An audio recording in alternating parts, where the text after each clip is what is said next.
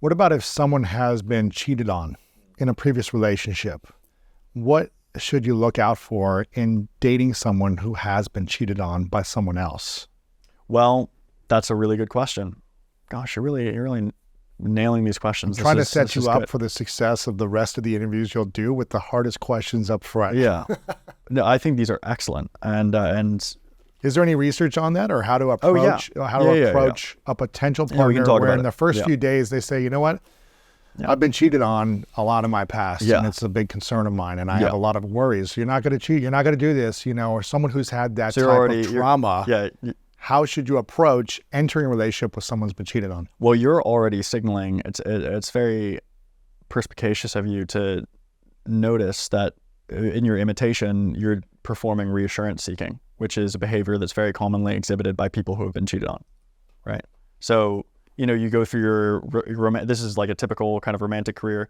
Everything, you're dating someone in high school, dating some people in college, and then you're never even thinking of the possibility that you could get cheated on. And then you see a text pop up on your partner's phone, and it's like, oh my gosh, and then you find out whatever, and that's a traumatic event for many people.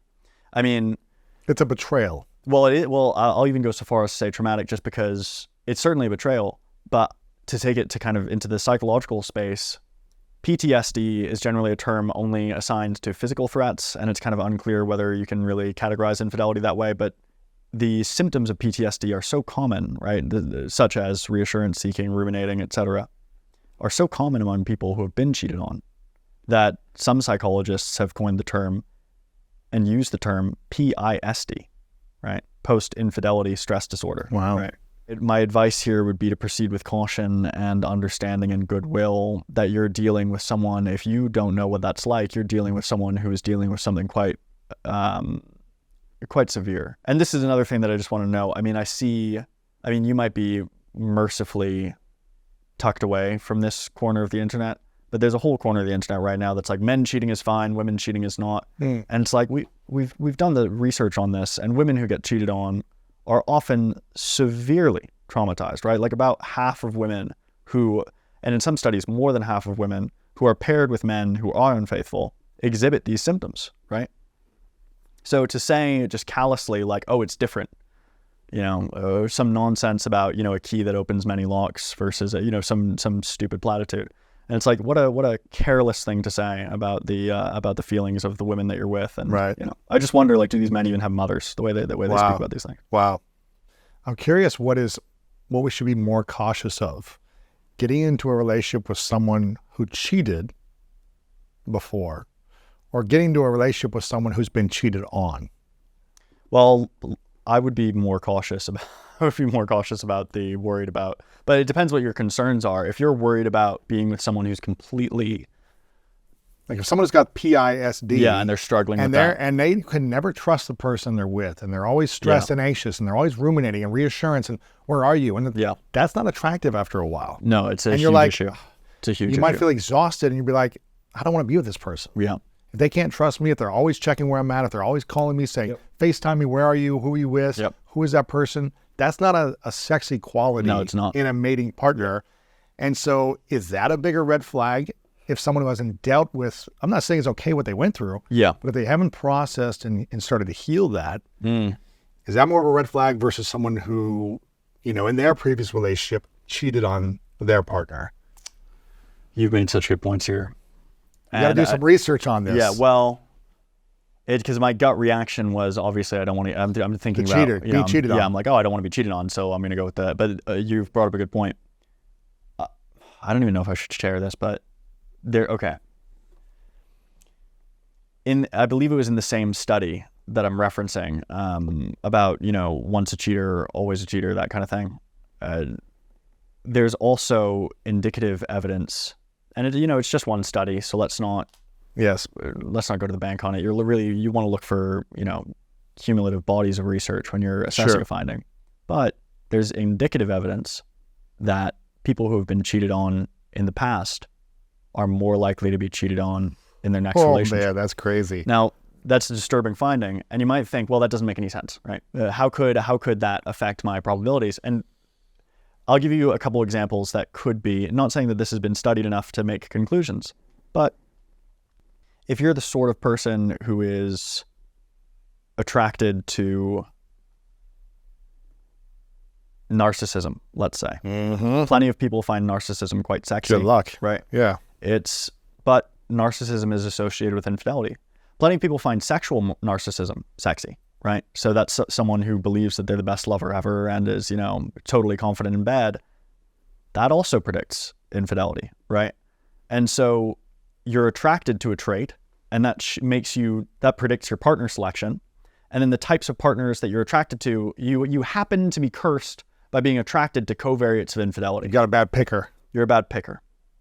Another thing would be just physical attractiveness. If you really prioritize that, people who are more physically attractive tend to have more options, tend to be more interested in suitors, et cetera, tend to be less satisfied in relationships. So if you're really interested, if you're really prioritizing like, oh, I just want to date the hottest girl possible, it's like maybe that's why you keep getting cheated on, is because you're not thinking about deeper qualities.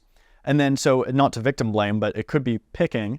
And then I hate even saying this, but it could possibly be what you're talking about. I know of an anecdotal case where I know a woman who told me, she was like, my boyfriend was accusing me of cheating so much that I actually just did it.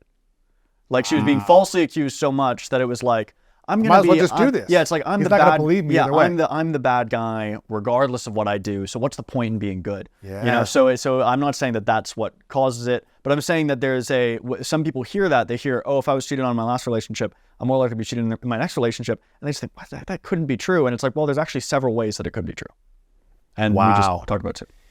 Gosh, this is so fascinating. I really think about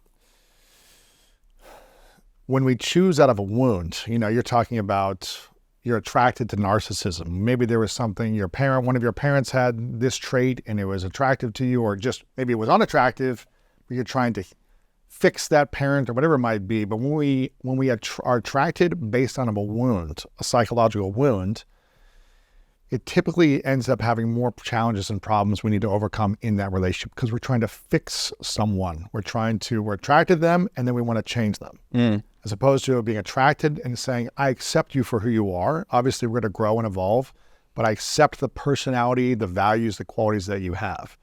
And I think if we haven't healed something within us, we're going to keep attracting that thing that chemically, sexually stimulates us and makes us feel something. But then we're going to also be afraid of it, or we're going to be needing reassurance on something. So we're attracted, but you're not going to hurt me, are you? As opposed to, oh, I see you for the whole person that you are. I've asked all the questions. I'm allowing my gut to also have intuition and be like, is he being honest? And is she following through on what she's saying? And, is there congruency?